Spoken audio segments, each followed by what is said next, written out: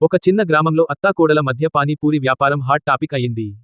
అత్త ఒకప్పుడు పానీపూరి రెసిపీలలో మాస్టర్, కోడలు మాత్రం ప్రతిరోజు కొత్త కొత్త పానీపూరి రుచులను ప్రయత్నిస్తూ గ్రామస్తులను ఆకట్టుకునే ప్రయత్నం చేస్తున్నది. ఒకరోజు పూరి బూత్లో ఒక ఫన్నీ సంఘటన జరిగింది. కోడలా, ఈరోజు నేను చేసే పూరితో నువ్వు నన్ను బెస్ట్ పానీపూరి చేసే వ్యక్తిగా గుర్తిస్తావు. అక్కస్ వదిలే అత్తా, ఈరోజు నేను నా పానీపూరి రహస్యాన్ని చూపిస్తాను. జనం నా పానీపూరి తినడానికి ఆసక్తి చూపిస్తారు. ఈ మాటలు విని ఆ చుట్టూ ఉన్న గ్రామస్తులు నవ్వుకుంటూ ఈ పానీపూరి పోటీలో ఎవరు గెలుస్తారో అని ఉత్సాహంగా చూశారు. తప్పనిసరి, ఈరోజు మా అత్తాకోడలపై స్పెషల్ ఎగ్జామినేషన్. పోటీ మొదలైంది. అత్త ఒక పూరి తీసుకుని దానిని కస్టమర్కు ఇచ్చింది. కస్టమర్ ఒక పూరి తినడమే పోటీ. పూరి చాలా టేస్టీగా ఉంది, ఇలాంటి పూరిని నేనెప్పుడూ తినలేదు, వావ్ సూపర్.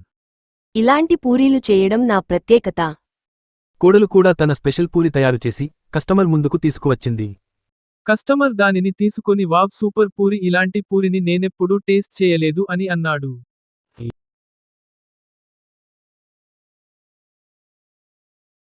ఊరిలోని వారందరూ సమావేశమై మీ అత్తకోడలు చేసిన పానీపూరీలు చాలా రుచిగా అనిపించాయి కాబట్టి మీలో ఎవరు బెస్ట్ పానీపూరి చేసే వ్యక్తిగా గుర్తించలేకపోతున్నాము, కాబట్టి మీరు కలిసిమెలిసి వ్యాపారం సాగించాలని మా అందరి అభిప్రాయము.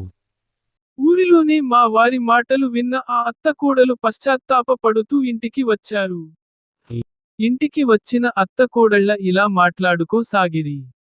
అత్తయ్య గారు, మీ పట్ల నేను చాలా అహంకారంతో ప్రవర్తించాను, నన్ను క్షమించండి. కోడలి మాటలు విన్న అత్త, అయ్యో కోడలా, అంత మాట ఎందుకమ్మా, నేను కూడా నీ పట్ల నేను చాలా కఠినంగా ప్రవర్తించాను, నన్ను క్షమించమ్మా. అలా ఇద్దరూ చాలాసేపు సంభాషించుకోగా ఒకరితో ఒకరు ఇలా మాట్లాడుకోసాగిరి. అత్తయ్య గారు, ఇకమీదట మీతో నేను చాలా మర్యాదగా నడుచుకుంటాను, కాని ఇప్పటి నుండి మనం మన వ్యాపారాన్ని విడివిడిగా చేసుకోకుండా కలిసిమెలిసి వ్యాపారాన్ని సాగిద్దాం. సరే కోడలా, ఇకమీదట మనిద్దరం కలిసి మెలిసి చాలా బాగా చక్కని వ్యాపారాన్ని చేసి డబ్బులు సంపాదిద్దాం.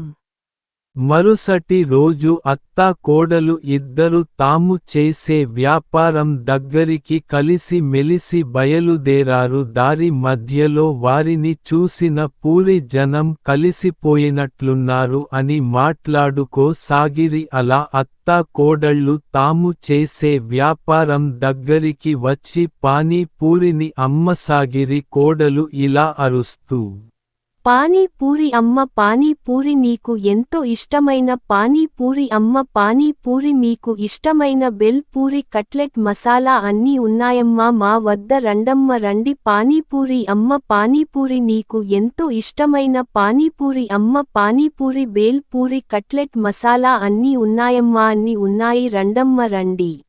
అలా అరుస్తూ కోడలు అమ్మసాగింది. అత్త వచ్చిన వారందరికీ పానీపూరి ఇస్తూ అత్త ఇలా అంది, రండమ్మ రండి, మా వద్ద పానీపూరి చాలా రుచిగా ఉంటుంది, తినండమ్మ తినండి. ఇలా ఇద్దరూ కలిసి పానీపూరి అమ్ముకొని అయిపోయిన తర్వాత చాలా సంతోషంగా ఇంటికి బయలుదేరారు. అత్తయ్య, ఈరోజు మన వ్యాపారం చాలా బాగా జరిగింది కదా, ఇలా ప్రతిరోజు వ్యాపారాన్ని చేసి మనం డబ్బులు సంపాదిద్దాం అత్తయ్య. సరే కోడలా. అలా వారిద్దరూ తమ జీవితాన్ని ఆనందంగా గడిపారు.